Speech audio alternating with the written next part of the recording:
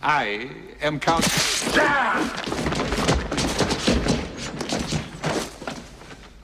Dracula. Are you hurt? I am perfectly fine. It would take much more than that to hurt me. Come.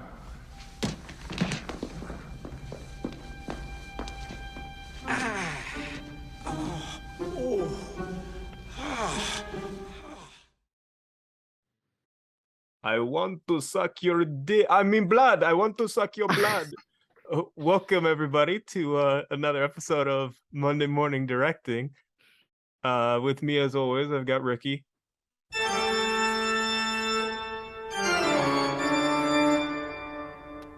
Okay.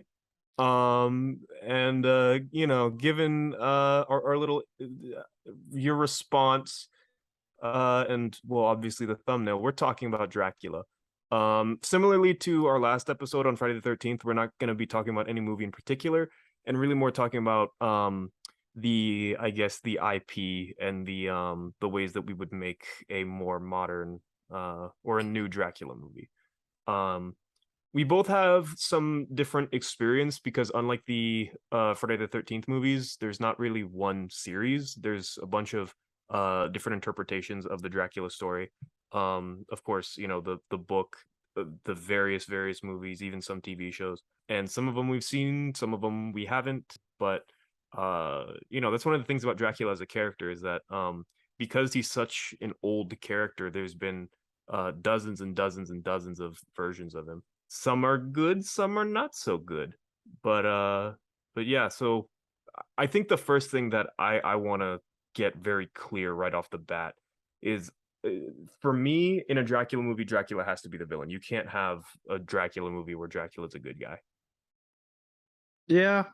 I'd say for the most part it's true. We'll get into more of that later. I think it is very difficult to pull off Dracula being the main character because Dracula is supposed to be such this imposing force, right? Then if you have him shown through like a protagonist light per se, I think it takes a lot of that out. Yeah, I mean, and look, like you can make him a sympathetic villain as well. Like the Castlevania Netflix TV show, cartoon, anime, whatever you want to call it.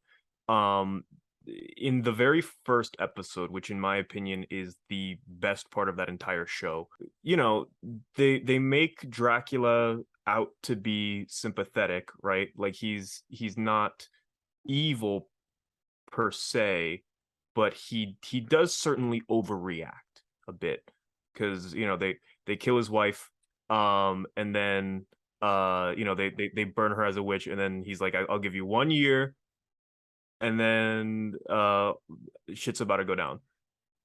He had given up all hope that humanity was good, and then he met his wife, and then he's like, humanity is good. She's shown me that, and then she gets murdered, and he's like, well, I was wrong.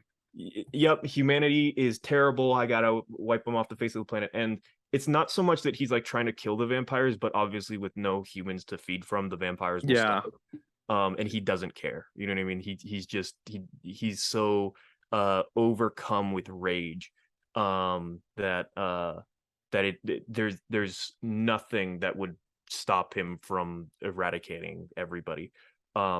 Which is again, definitely evil. You know what I mean? Like that's firmly villain territory.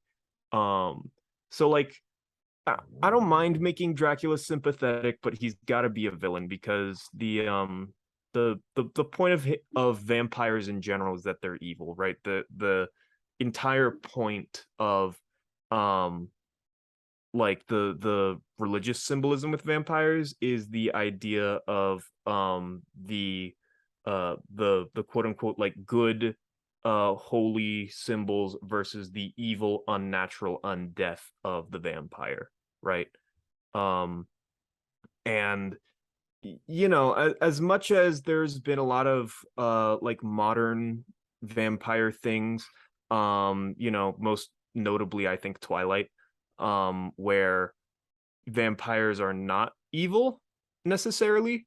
Yeah, but the thing about that one is they don't even adhere to the basic rules of like Yes. other vampires, so they might as well just be their own thing But at I mean, that point. but that's the thing is that you look at a lot of like modern vampire stuff, and for the most part, they're less evil and more just like really hot. You know what I mean? Like that's the I was gonna say gray, but I guess that also works. I mean, really though, I mean, like, because it's like the good versus evil part is no longer important so much as like they're sexy. You know what I mean? That's really what most vampire media has become nowadays. There are exceptions, obviously. Um, I'm but trying to think of modern. What's some modern vampire media well, I mean, other than Twilight? well, I mean, the number one thing that I think that's really good, I know you're a fan of it as well, is What We Do in the Shadows, the Oh, right. Yeah, that is. I completely forgot about that. That which is is completely comedic. yeah, which is a comedy, right? Yeah. Um, but like, you know, they're still bad people. You know what I mean? Like they kill innocent people either on purpose or on accident all the time, and it's hilarious. But you know, um, objectively speaking, they're still not good. Um, and so I think that has to be a portion of the Dracula story, is that because you know, even in the Dracula novel, Dracula's obviously not the main character, right? It's more about a bunch of people teaming up to kill Dracula because he's evil, and it's like these people uniting to stop like this really really bad dude. Well, I mean, we know pretty much Dracula himself has been a huge antagonist throughout, this century or however long that story came out ago. But does that apply for all other vampires as well? Um, yes and no. I mean,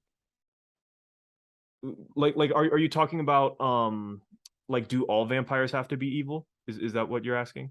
Yeah, I was wondering, is that part of set lore? I mean, I guess Oh, the lore is that they're just like unholy creatures, hence they're all evil, right? yeah, I That's mean kind of just how it goes. if we want to look at like the origins of like the idea of the vampire, um you know, the vampire kind of is mostly based off of the strigoi, which is like a Slavic um monster that shares a lot of similarities with the vampire. Like they have to you know, eat people to survive, right?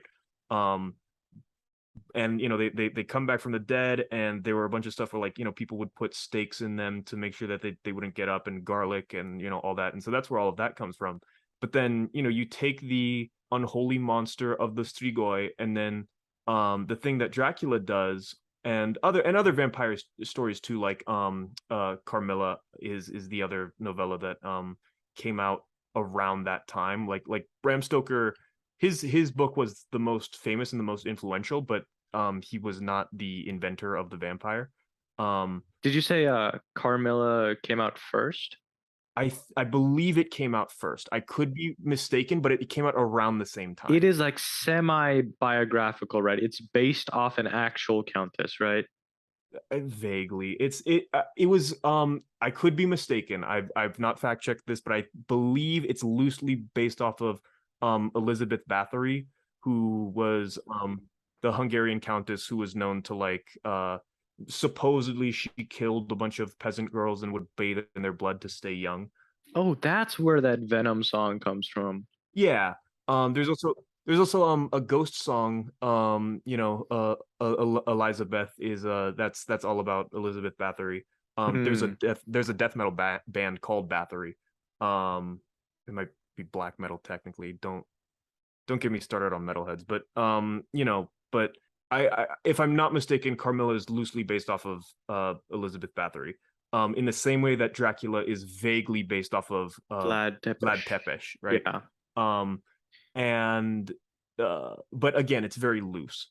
Um, both of them are just kind of known to be like, you know, particularly gruesome, bloody nobles, and that's the thing that the more modern Victorian contributions came to the vampire myth is that vampires are members of the aristocracy, right?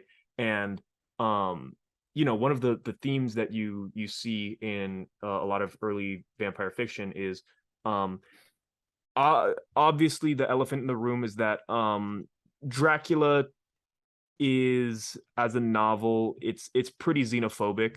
Like it certainly paints this this picture, whether there's a lot of debate as to whether or not this was just a convenient stereotype or if this was actually meant to fuel xenophobia. But I mean, obviously it's like a foreigner who comes in, he's trying to buy up all of this land in England to take it over. You know what I mean? It's like, it's that's a big part of it that has not really transitioned into modern interpretations.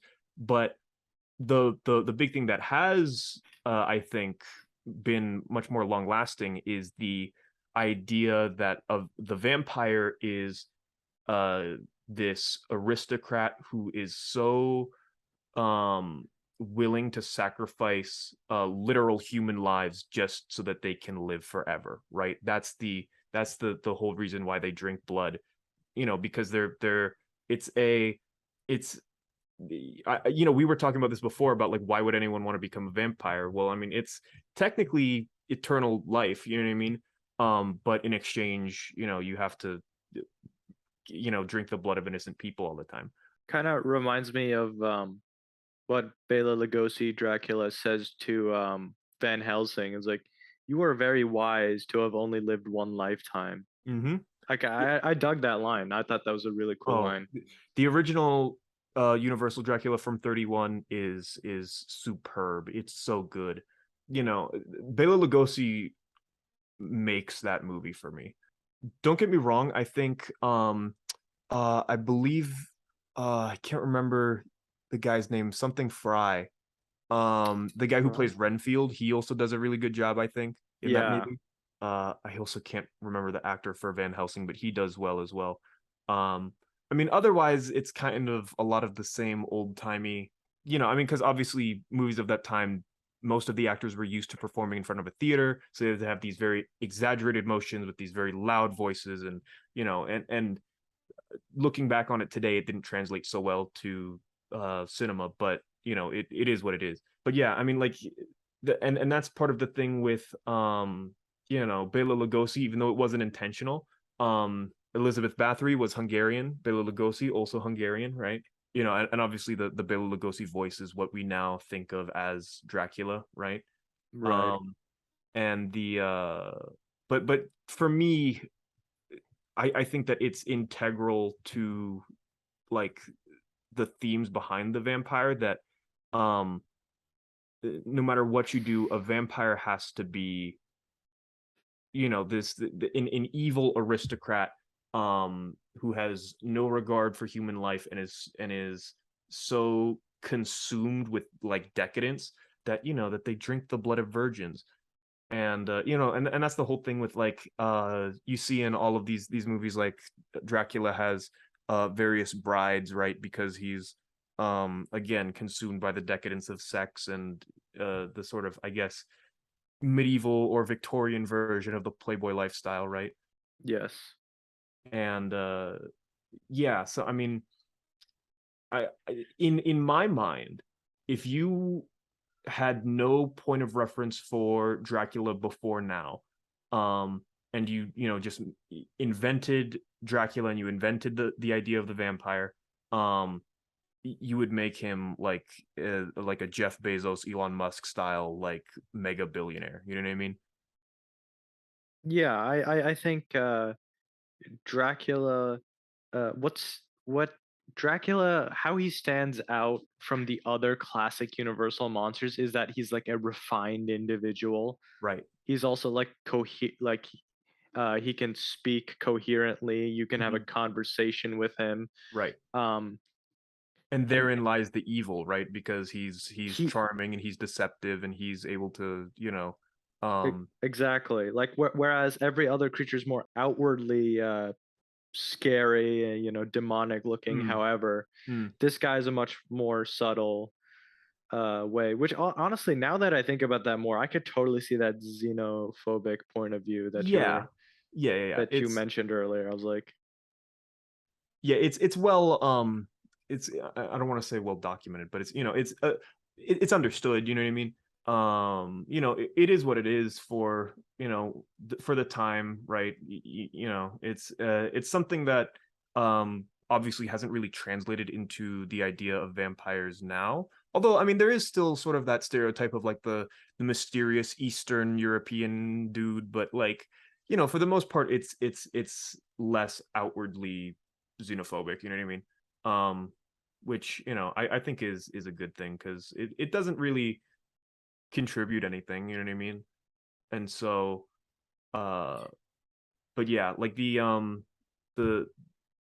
in a lot of ways, the way that Dracula sort of um like we were talking about how Dracula's like this suave gentleman type, it actually reminds me a lot of like Norman Bates in Psycho, right?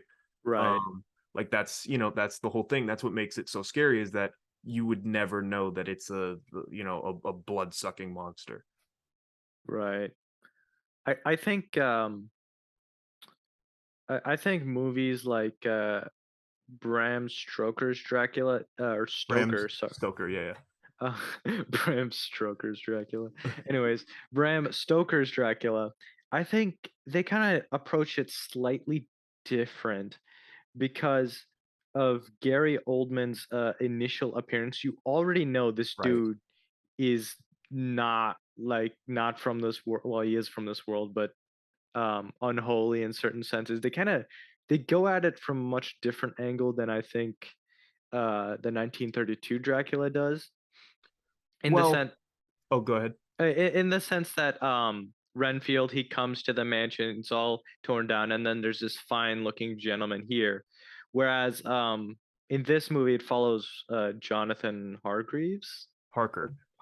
Harker, right. Yeah. It follows him, and he goes to the castle, and everything about it I think is somewhat normal except Dracula himself. They kind of change up.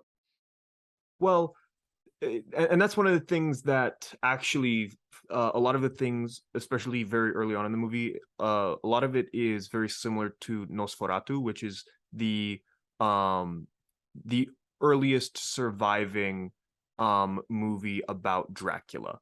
um I believe Vampire came out before Nosferatu, which is about a vampire, but it's not about Dracula.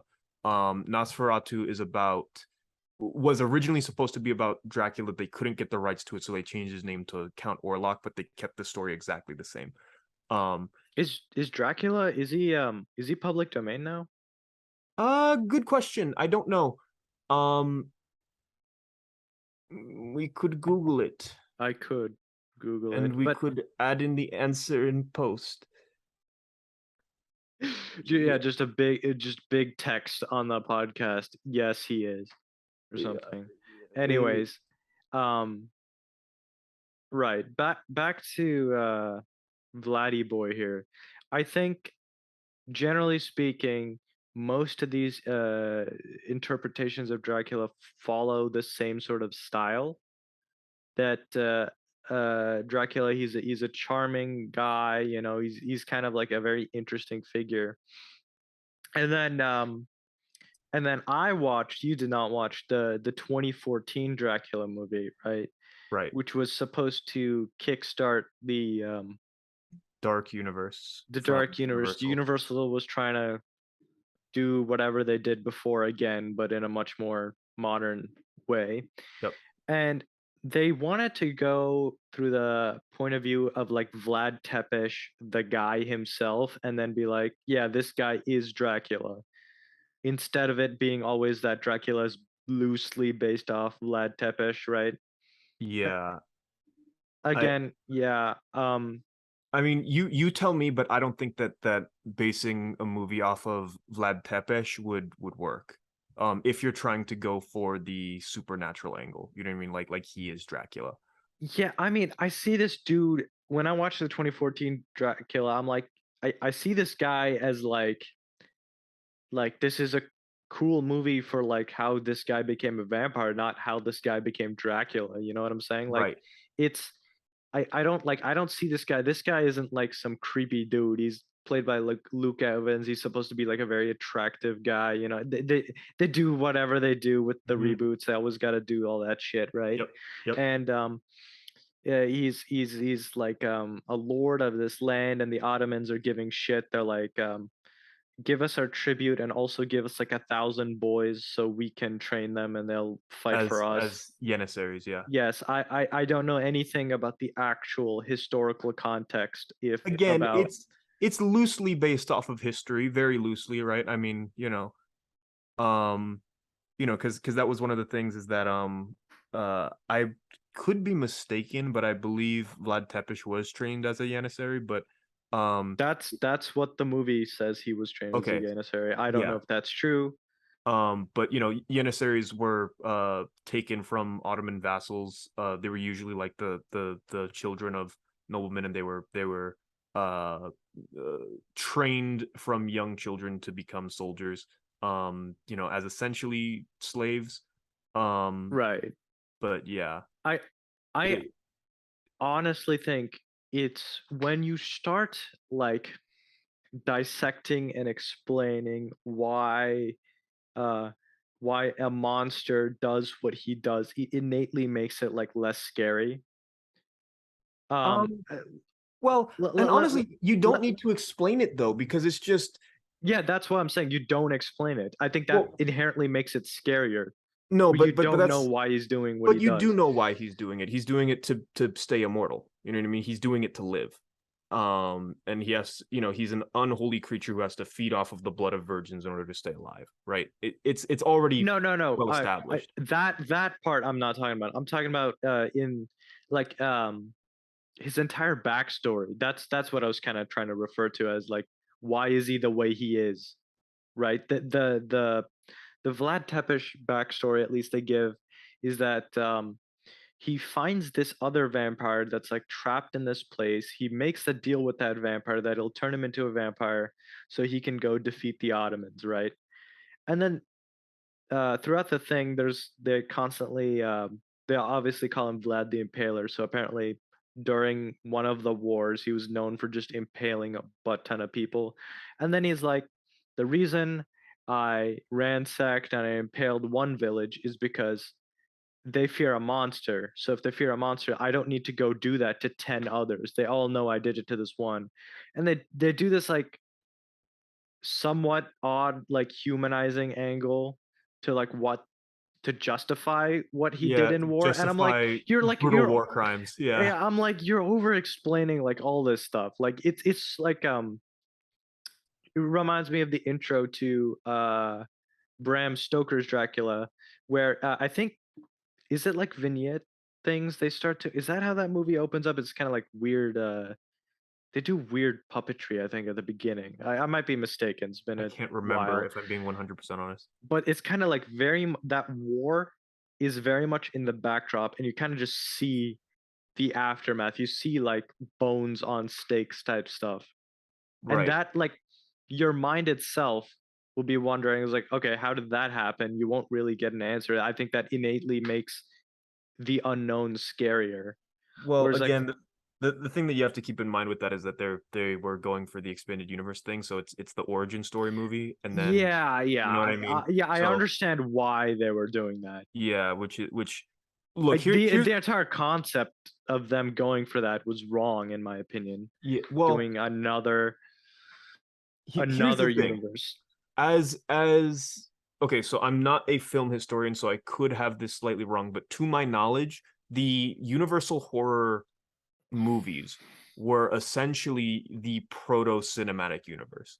Pretty Um, much, yeah. like starting with Frankenstein meets the Wolfman in the 40s, um, there was this kind of like understood thing that most of these movies take place in the same world and the characters can interact with each other. And I mean, there was also a little bit later on Toho started to do that with Godzilla and King Kong and all that.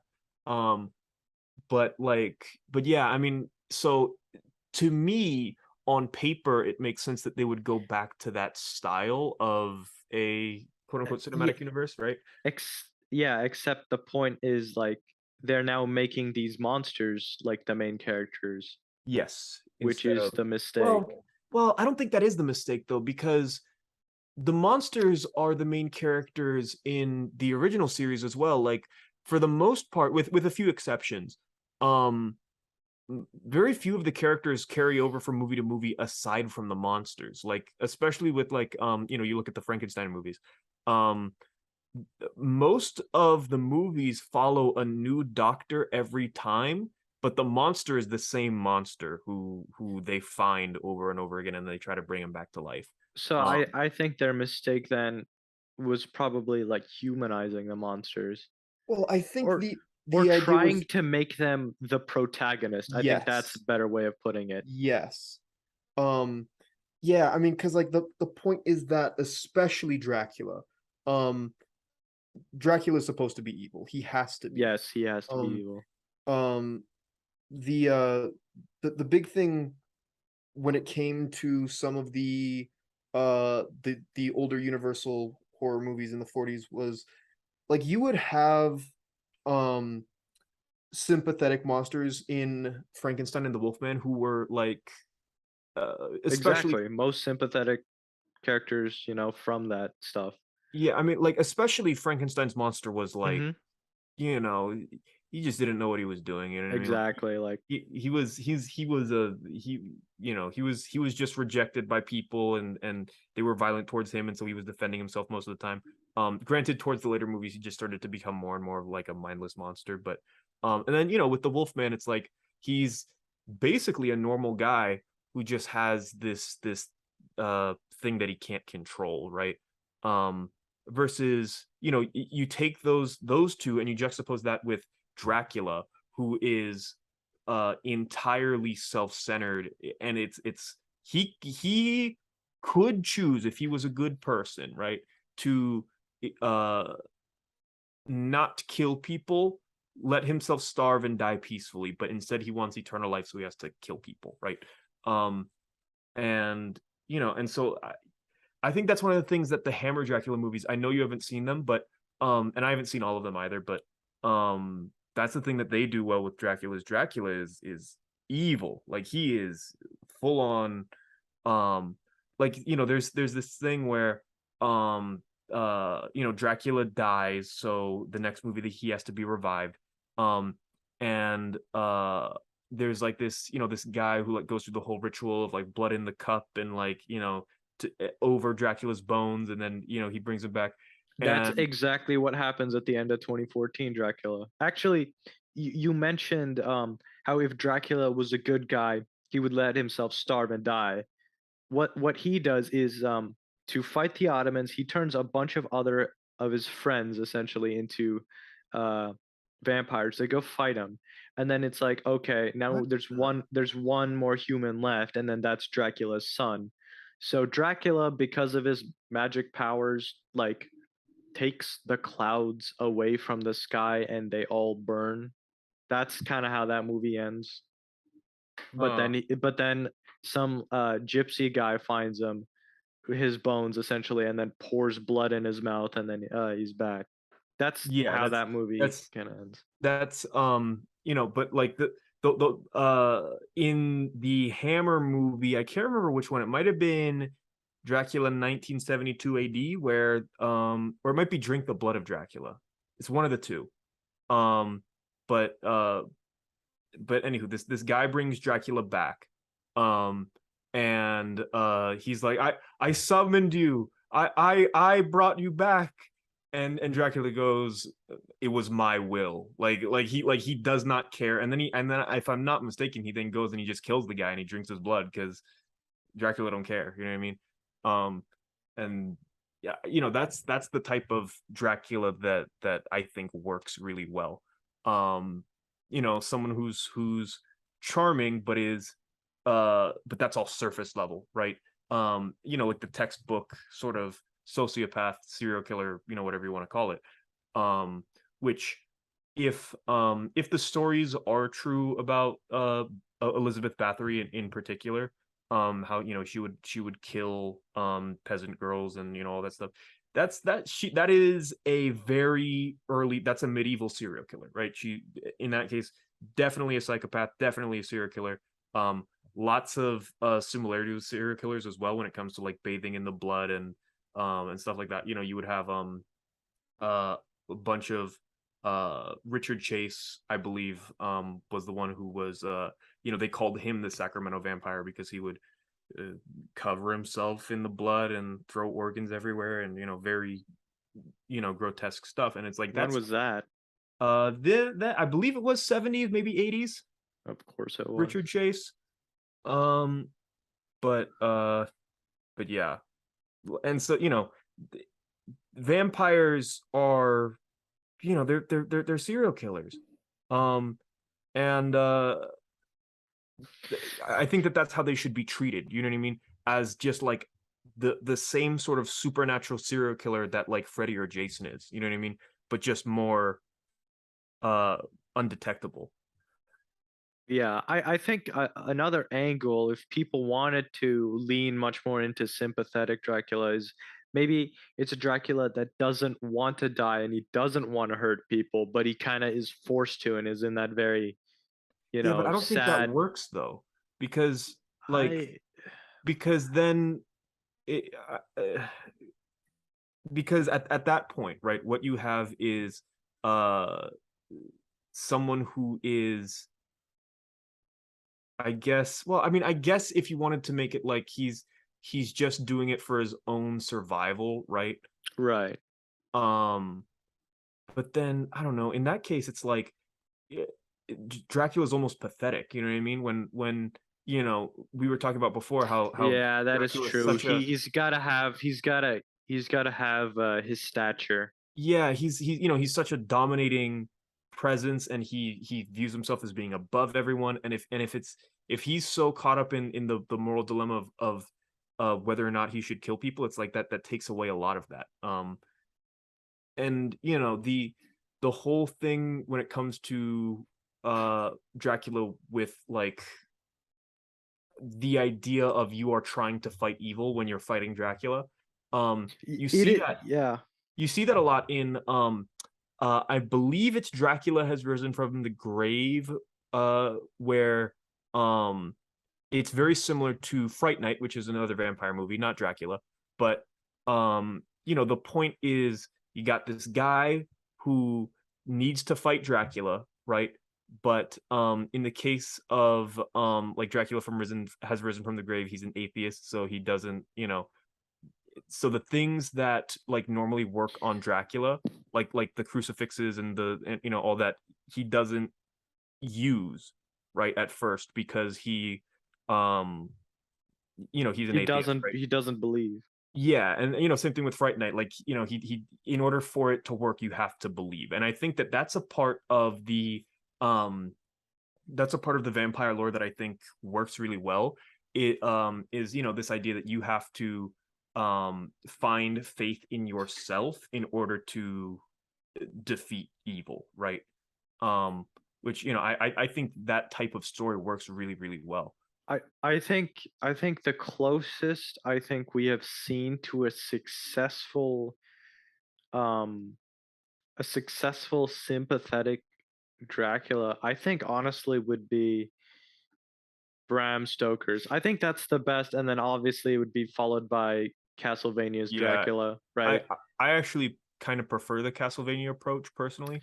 Yeah, but kind of towards the end of season 2, he does lose a lot of his stature. Like he's doing nothing. He's just sitting in his chair and everyone else is like conspiring around him. You know Don't what get I'm me saying? wrong. Don't get me wrong. I think that Castlevania as a series certainly goes downhill, but I think that um the backstory, right? Like I mean, because honestly, the impact that it has when when his wife is like being burned at the stake and she's like trying to reason with Dracula, being like, they don't know what they're doing, just please don't kill them all, right? Um and he's like, Because nah, you gotta kill you all. I can understand because she's not scared for herself. She's scared for Yes, humanity. yes. And it's so effective, you know what I mean? Like it's so good.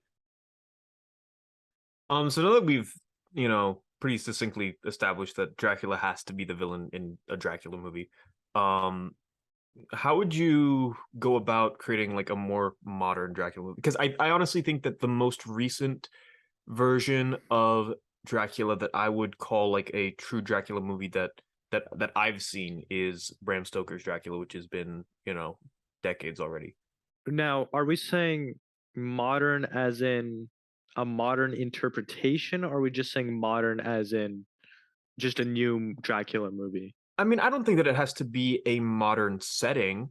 I think I might put it in a modern setting, but I don't think necessarily. Only because I think the gothic thing has been done before. It has Um, been done before. Yeah. and uh, as much as I think you could take like a modern technology and make a more high budget, gothic cool set, like that would be great and all, but it's fine, but that's not what I would want to see. um Again, I honestly think I would set uh a Dracula in the modern day and essentially treat it as like a serial killer, like Dracula is a serial killer. That is a very interesting approach. um Would you have it so you mean modern as in right now Present or day. modern era? uh yeah, maybe not necessarily present day, but I mean, I think yeah, it would modern be era. I think possibly if you wanted like the height of the serial killers, which would have been what, Right, like 70s, late 80s. 70s, 80s, right? Yeah, yeah, Some yeah. I think that Well, there uh is a Hammer Dracula movie that's set in the 70s. Actually, there's two that are set in the 70s, I think. Um and it's how's he portrayed there? Is he like a serial killer? I mean, he is a serial no, killer, but like no, it's okay. In Dracula 1972 AD, it's very weird because it's Dracula in this old abandoned Gothic castle killing hippies. that's actually kind of funny. It's funny, but it takes itself very seriously. And it's kind of weird because like there's like all of this like 70s like music and stuff in like this super gothic architecture setting. And I mean, it's very odd, but um there there is a scene where uh you know where Van Helsing, or I should say Van Helsing's descendant, um is like talking with Dracula, but he's not supposed to know that he's Dracula, but everyone can tell that he's Dracula because Christopher Lee, like like it's the silhouette of Christopher Lee with his voice, you know what I mean? So it's like, you know Right, yeah. um but I think the thing that makes, and don't get me wrong, I think that there's a lot of people who would debate this, but um I think that even back in the 1930s, Dracula wasn't scary to most people. Um, there's a lot of, you see a lot of things where people say that you couldn't do a real Dracula horror movie anymore because modern audiences don't find vampires scary because it's too ridiculous. It's like, I I honestly think that you know audiences in the 1930s and 40s probably also thought it was a lot, you know what I mean? Again, there's a lot of debate as to that because it's not as if we can talk to a lot of people who were uh adults from that time period, you know what I mean? um Yeah, it's kind of like the never mind. It's and not. and, and All it's right. super subjective, obviously, right? So it varies from person to person. um and I'm sure for I have seen a lot of people who were like kids who were like 10 years old when they saw the first Dracula, and it scared the shit out of them, you know what I mean? Which reasonably so, right? That makes sense. um but for me, the thing that makes the older Dracula movies so creepy, Nosferatu is one of the ones that like comes to mind as well. The thing for me that makes Nosferatu so creepy is that um it's the ambiance, right? Because it's this thing where you're not entirely sure what's going to happen. Like there's a lot of suspense, and there's like really really creepy shots of Nosferatu with which they imitate in Bram Stoker's Dracula, where you know, you just see the silhouette of his shadow, right? And his shadow's moving in weird ways, and um you know, and he has a very slow walk, and he's this very uh granted, to a modern audience he looks very goofy because he's got this big nose and sharp ears and long Right. fingers, right? um and buck teeth as well, uh Yeah. which, you know, which are supposed to be fangs, but instead of being like the canines, they're like his two front teeth. Yeah. um Right. which is, you know, which is again for us funny, but I'm sure at the time, due to how limited knowledge of filmmaking, and especially knowledge of special effects was at the time, um you know, people were like kind of maybe not like terrified, but they were like, you know, it's freaky, you know what I mean, like it's weird looking, um and you know, it's repulsive even, um and so, you know, I think that what you would need to do, I don't know if you've ever seen The Haunting. Is that uh that's not the Netflix one, right? No. I believe that that was a remake of the original Haunting was from the 60s. It's this black and white movie. It's widely regarded as being one of the best horror movies like ever made, and I'm inclined to agree. It's a movie that manages to be um like there's no monster, there's no killer, there's nothing. Um, but it's still, and there's no jump scares, but it still manages to make you like absolutely on edge the entire time. Like you're anxious because nothing is really explained, and you're not entirely sure what's going on, and just the because they're in a quote unquote haunted house, right? And it's one of the cool things about The Haunting is that it's left ambiguous as to whether or not it's haunted. Um, because, you know, there's some stuff where the main character, it's alluded that the main character has a mental illness, so it, you know, it could have something to do with that. It's kind of like Blair Witch then, where you Um, never see the creature, and then yes, in that respect. it could be one of the three that's Yeah, murdering. Yeah. yeah, Okay. yeah. And you know, it needs to be, yeah, something similar to The Haunting or to Blair Witch, where um you know, there's uh the audience might even know that it's a vampire going into it, right? um but by not necessarily showing it, and using, you know, very very good slow dramatic building up of suspense, um you know, you could make a really effective disturbing movie about, maybe it's not even, maybe the Yeah, but quote unquote, then it's no longer a Dracula film, though, right? sure it is, you know, because it can still be the old Eastern European suave, you know, the classic Dracula, right? And still have a very intimidating presence. But um, you know, the suspense about um what is going to, because, you know, it's this very my idea for it is a very creepy setting, right? Um where you know that Dracula's about, and Dracula's about to get up to some stuff, right? But you don't see what he's doing, right? And again, leave his intentions vague, because that's, I mean, that's one of the things about any horror movie, is that the less you know the better, because what you come up with in your mind is always going to be Yep. scarier than whatever you can see, right?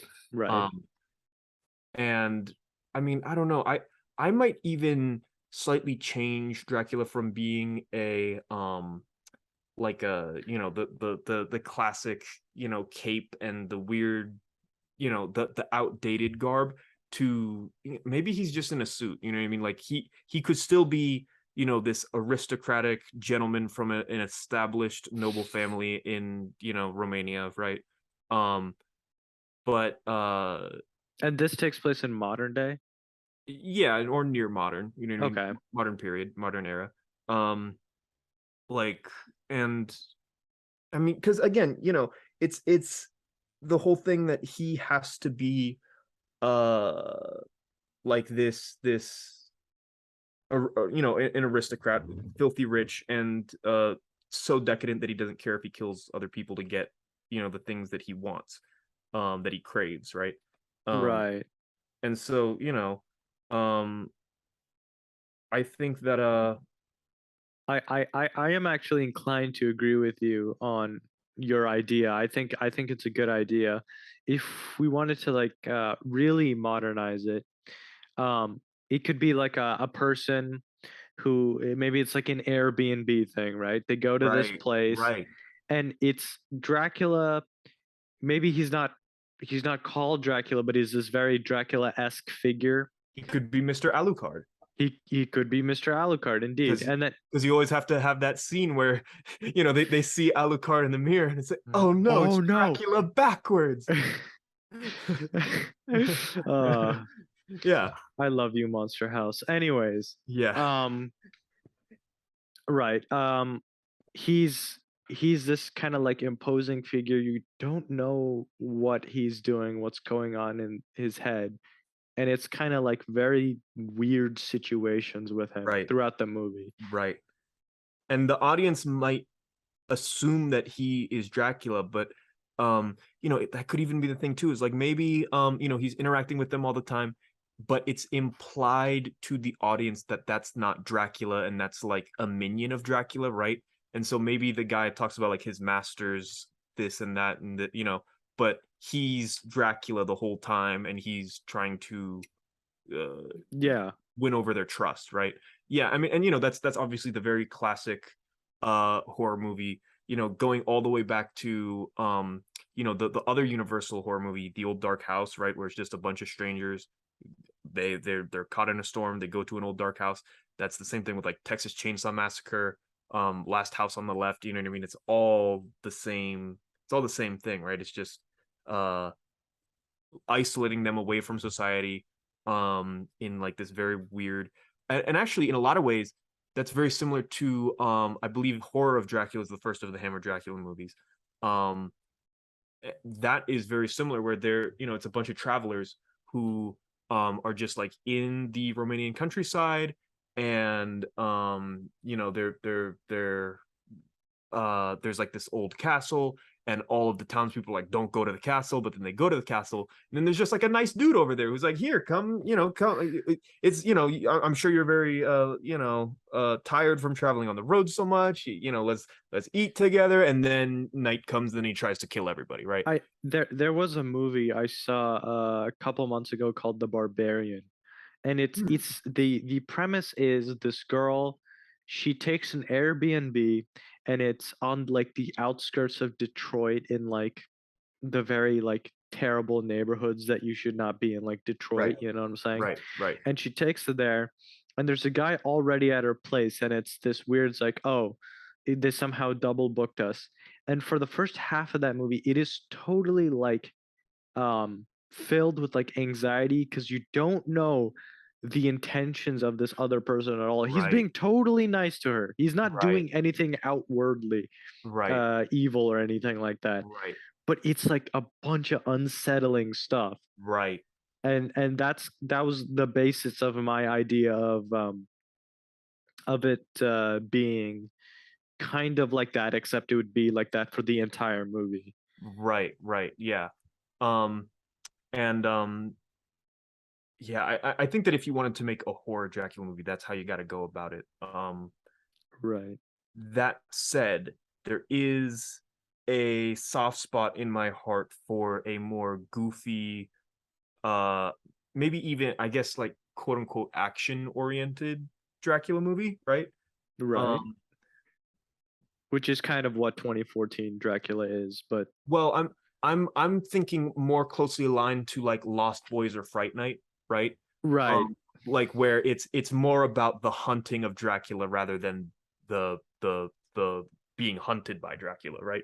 It's Um, kind of like there is a problem here and we got to go take care of it because no one else will. yes. That's Um, um and you could still have like this idea of, um you build up tension because you don't know what Dracula's going to do, because maybe you could even set it in like this situation where maybe Dracula is holding some kind of like gala or whatever it is, right? And there's a bunch of, the main character knows that Dracula's a vampire, but nobody else does. And so if Dracula does anything outwardly violent, or or the main character does anything outwardly violent, then all the other people are going to be like, what the heck is going on, right? So Right, right. you have that sort of that tension that comes from, I know you're trying to kill me, and I know that, and you know that I'm trying to kill you, but we can't do it right now. And so they have the exchange of dialogue, and then maybe there's the epic battle where the main character finally finds his faith in himself, and then he believes in himself, and then he goes and he drives a stake and he kills them, and it's great. You know what I mean? I think that could also work, mixing it with like the 70s serial killer aspect. Like maybe he knows, people are disappearing Hmm. around here, and he kind of like pieces it together himself. It's like, wait a minute, all these people have been to this one place in town Yeah, or something like I that. did not think that those could be the same movie. Like, because in my head I'm like, those are two distinct movies, but really, yeah, you could still have that same thing where, um, maybe it's like the main character plus like a Van Helsing type. Maybe not necessarily Van Helsing, because I don't know. I think I mean it's uh it depends like how horror you kind of want to go, because I think Fright Night and Lost Boys are not leaning that much into horror. They're more, Right. much more action slash comedies, I, right? I think I think Fright Night is more horror than Lost Boys, but yeah. Yeah, for sure. Yeah. But I would agree. And like, even not to get too off topic, but even Lost Boys kind of is one of the beginning parts of like vampires aren't evil, they're sexy. You know what I mean? Because the Right, older because brother the becomes a older vampire. brother becomes a, Yeah. yeah. And there's like the whole thing, and there's like the hot vampire girl, and there's lots of steamy stuff. Which I understand why they took that approach, because vampires historically have always been um very sexual in by their very nature, right? Yeah. And and even the thing with like the Carmilla novella, if I'm not mistaken, there are very strong implications that she is gay or at least bisexual.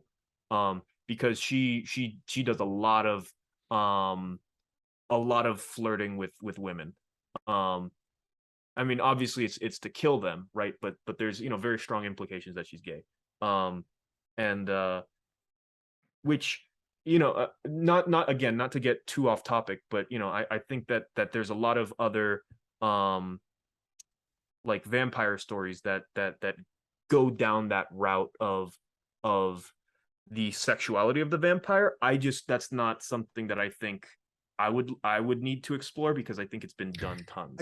I think, yeah, I think you're right, because I think in 32 Dracula, it's there, but Right. not that explored. No. And then as a modern Hollywood trend, they're like, let's make that much bigger, right? And that was kind of the Yes. way it was for a while. And I think now it's time to just take a different approach. I think the whole Yeah. sex angle should just be thrown away with, Well, I don't think honestly. it needs to be thrown Well, away not with, not thrown because away, but not be like the focal point of like, yes, agreed. Yeah. right. um like, and you could have a thing where it's the whole thing where one of the one of Dracula's female guests, he is he's suave and he's charming, but he's very obviously dangerous and predatory. You know what I mean? And that I think in a lot of ways that. Oh, go So ahead. in that way, do we want Dracula? We'll say 70s serial killer Dracula. Do you want Sure. him to be targeting like specifically women, or is he like targeting just anybody? Because Well, that's a good question, because in the novel and in uh the 1930s Universal Dracula, and a lot of other the Hammer Dracula as well, um Dracula's victims are predominantly women, which again I think tends to lend itself towards the serial killer angle because without getting too deep into it, there's a lot of connections that people have drawn between um serial killing and like twisted sexuality, which is often why you'll see the serial killers who kill mostly men like Dahmer or Gacy are gay, and the serial killers who kill mostly women like Bundy are straight. You know what I mean? Right. Because for them it is a that's a there's a sexual component to the killing. It's done for sexual gratification basically, um Right. because it's about power and control and dominance. um and so uh I think that I might, well, now that I'm thinking about it, I could definitely see a bisexual Dracula. You know what I mean? Like that works. Um, you Yeah, know, I can see that. because I mean, Well, I saw too much of that at the end of season 3 of Castlevania, if you know what I mean. well, okay, but that's the thing, right? Is that when it comes to Castlevania, right? There's the Council of Four led by Carmilla in the Castlevania series, and Right. two of them are in a relationship with each other, and it's like, look, if you're going to have any monster to be the LGBT representation, it's the vampire. You know what I mean? Because again, very sexual. There's a historical precedence for vampires being gay when it comes to like the original Carmilla, and I think that it works for vampires in a lot of ways. Like I don't have a problem with the idea of like a, yeah, actually that could be very interesting. Like, It could be something that maybe he's targeting young people, and that's like making all the news yes, headlines. So because I do think that it it makes it less scary. I think if like everybody's in the pool to be like taken by Dracula, I think probably Dracula himself would want younger people, not like 50s and right, 60s, yeah, right? yeah, yeah. So it's maybe like a very small demographic he's going after. Well, the thing I think originally was the idea that they drink virgin blood. Oh, right. Actually, so then, yeah, that works out, right? Why Yeah, he's going after the young demographic. yeah, and that's one of the things too. Like in the original book, is that all of Dracula's all of like the women that Dracula turns into vampires all then proceed to go out and then eat children because obviously, you Yeah. know, and I okay, just something that just came to my head, right, is the idea for like in this Dracula movie, right, of with a bisexual Dracula, you have um the probably like the stereotypical thing where um the main character is trying to kill Dracula because Dracula is trying to turn his love interest into a vampire, right? But maybe you have that intense dialogue scene, and then the main character realizes that Dracula is also trying to flirt with him. You know what I mean? Um, and maybe you have that brief moment where the main character is also captivated by Dracula, right? And he's also drawn in by his charms, and then he has to be snapped out of it by the Van Helsing type to be like, we're here to do a job, we gotta kill him. Do you want it to be that like, oh, Dracula's going after my lover, or do you want it to be like Mr. Nobody notices that, these people are missing, and he kind of like connects the dots, and then maybe him and his Mm. friends go try to stop what's happening. Yeah, that's a good idea too. I didn't. Just purely because the Fright Night, and Right, obviously the original Dracula have right, that angle right. already. Yeah, I didn't really think about it from that angle because I mean, because that's the thing with the original Dracula novel as well, is that they uh the main characters uh all go, well, three of the main characters, like three out of like the six, are after Dracula because they were all suitors for this, I believe it was Wendy was the name, I can't remember exactly. Right. Whatever was played by Yes. what's her face? Yeah. The three of them were like suitors for Wendy, and then Dracula turns Wendy into a vampire, No, then no, they have to right, kill Wendy, right. and so they're going off and they're trying to, No, no, no. It's Mina. That's what it was. It's Mina Harker, right? That's who. Mina is the one who doesn't get turned into a vampire. She's the one woman in, like, I guess the D&D adventuring party trying to kill Dracula. Who was? Was it Because Lucy? Lucy, that's it. Yeah. No, Okay. Okay. yes, There we it go. was Lucy. Yes, not Wendy. But Lucy, uh, three, like, because it's like Jonathan and Mina Harker, right? Right. And then Van Helsing, and then three other dudes who were all like gunning for Lucy's affection. And so that was the group that went to go and kill Dracula. And so in that respect, I think that's you could view it either as being a knockoff or a tribute to the source material in that respect, right? If you go down the I guess it is sort of like the white knight trope of like trying to save the girl, you know what I mean? But Maybe I think it's interesting if it's a group of people and they're collectively trying to save like multiple people from their each lives that have disappeared. Right. Yeah, I mean, and it could be actually it's very weird, but like the thing that it kind of brings to mind, I don't know if you've ever played Final Fight. It's like the Capcom beat 'em up game. I'm Where aware of it. like this the entire plot of the game is that this mayor's daughter gets kidnapped, but luckily the mayor is a former professional wrestler and he's jacked to the gills, and so it's her father, her boyfriend, and then her boyfriend's ninja best friend. And they're all going through the city beating up everyone that they see, and so it's like, in my mind, something similar to that, where like they all have a connection to this one person, right? And maybe they seek out the help of like a descendant of Van Helsing, or whatever it happens, some mentor, Obi-Wan type figure, Right. who knows how to best the vampires. But in my mind, maybe this Van Helsing figure is old, and so he's not able to really do battle with Dracula, right? Would you have the Van Helsing figure be more like Van Helsing how he is, or would you have him be more like the Frog Brothers? Um, Definitely not like the Frog Brothers. Like the Because they are the Van Helsing stand-ins, I guess you could say, but everything they know is purely just from comic books, right? Yeah, the Frog Brothers are so. I have such mixed feelings about them I because love the Frog Brothers. I don't know about you. like they're great, but they don't work for any other movie. You know what I mean?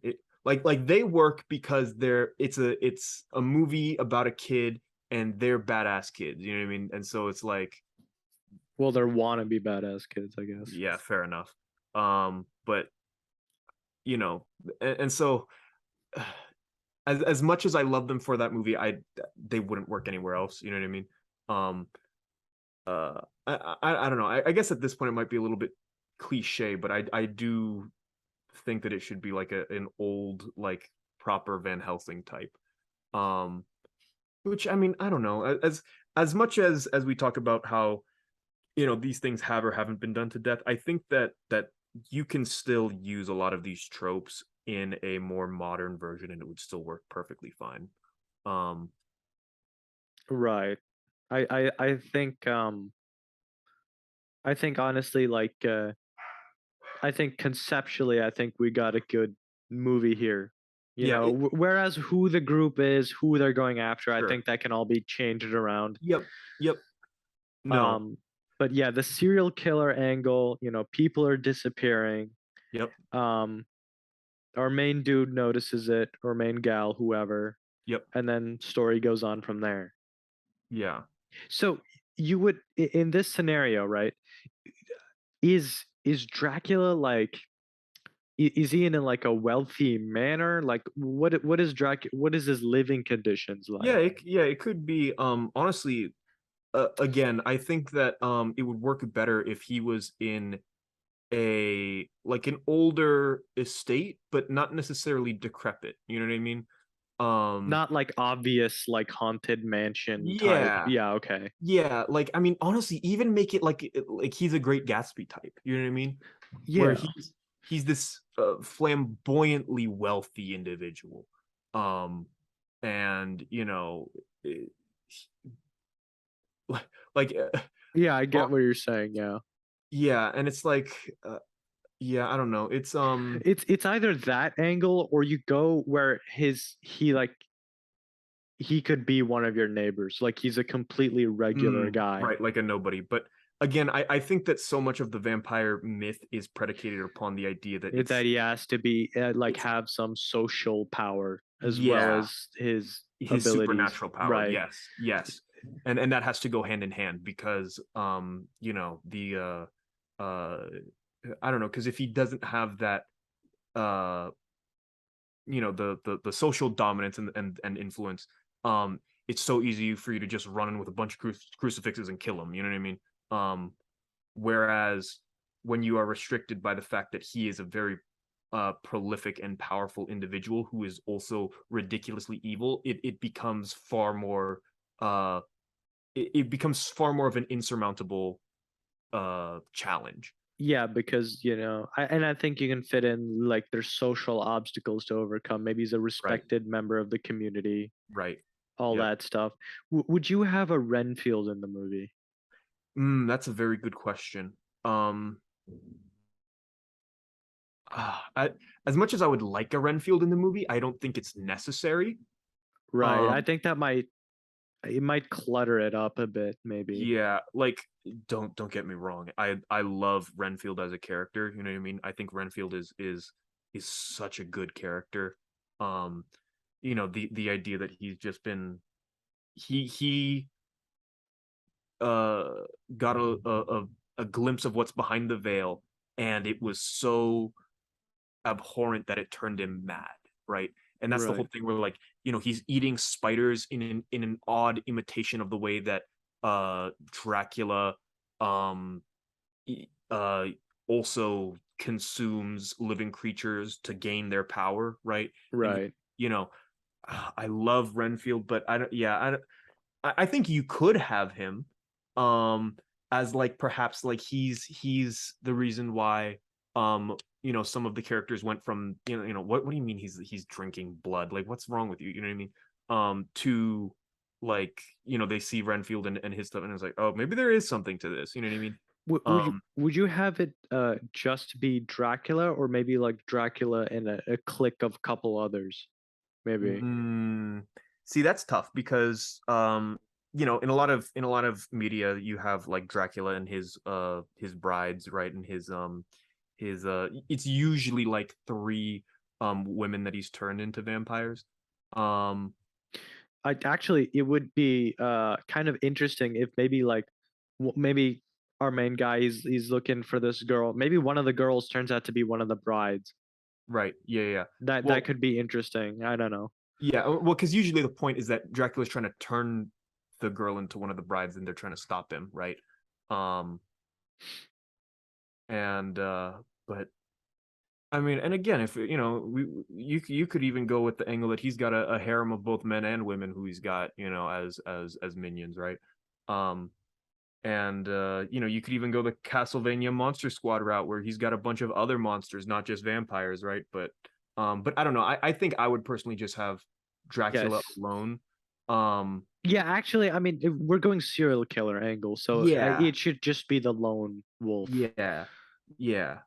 Yeah, Um, it should not be a group of them. Yeah, I think that makes it scarier. and he probably has people who are under his influence, right? Right. I think that's a good thing. Like he has people who he's mind controlled to do biddings and they're actually innocent, but they just couldn't resist it, right? Right. Yeah. Well, I mean, and even beyond mind control, it could just be simple charm. You know what I mean? Like they are unwittingly helping him to do these things, right? But they don't know what's going on, right? But they're so captivated by his charisma that you know, um, okay, Yeah. And that leads perfectly well because you got killers like Ted Bundy who was known for being super charismatic, yeah. you Oh, know. and you know, John Wayne Gacy was a very respected member of the community. Like most of them, uh, BTK as well.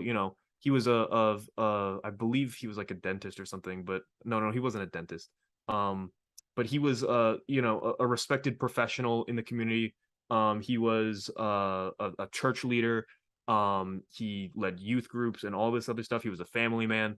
But he would tie up women, torture them to death, and then like horrific crime.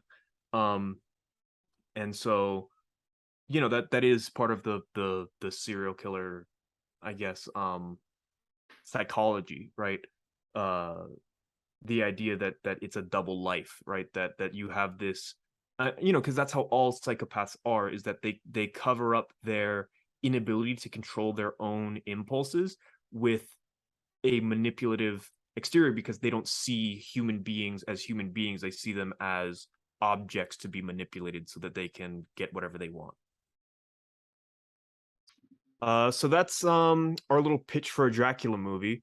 And which I think, I mean, not to say that any of our movie ideas are bad, but I think this one is particularly good. Excellent. And yeah, and luckily, after some Googling, Dracula is indeed in the public domain, so we could actually make this movie. Hypothetically, if there's someone out there with a couple $1 million lying around, and you want to see this movie, hit us up. We can do it. We've never done it before, and we have no qualifications, but we can do it. I've seen a lot of Dracula movies. He's seen a lot of Dracula movies. We'll make a Dracula movie. Trust us with your $2 million. Yeah, I mean, we won't take it and run off somewhere, because we want to see a cool new Dracula movie.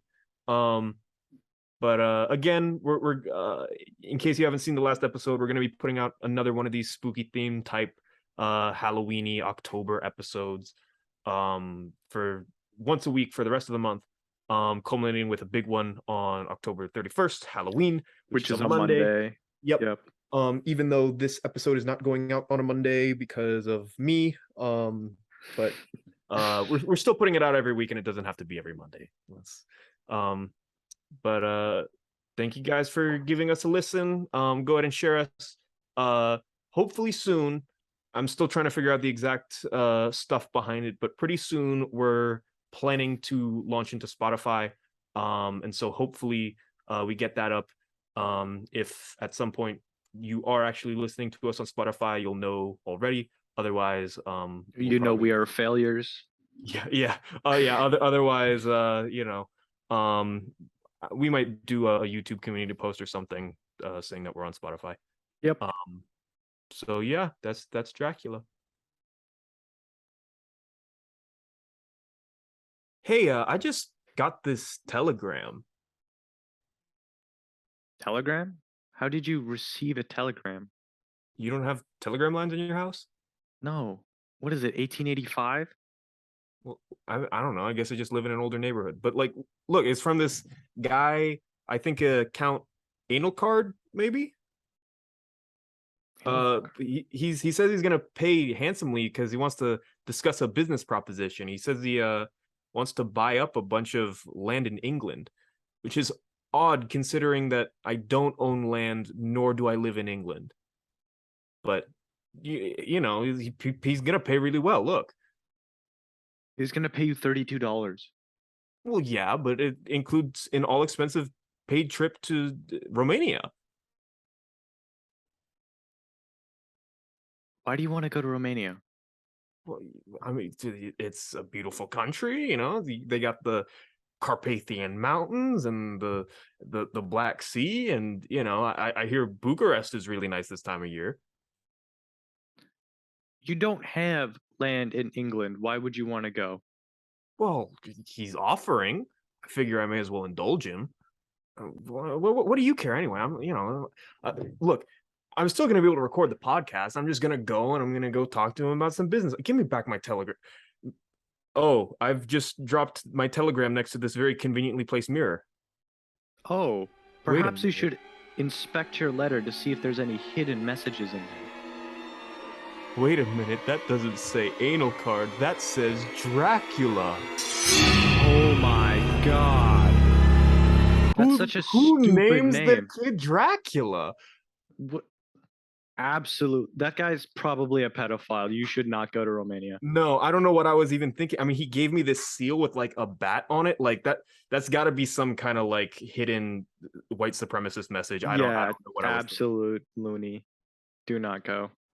Wow, crisis averted. I almost worked for a pedophile.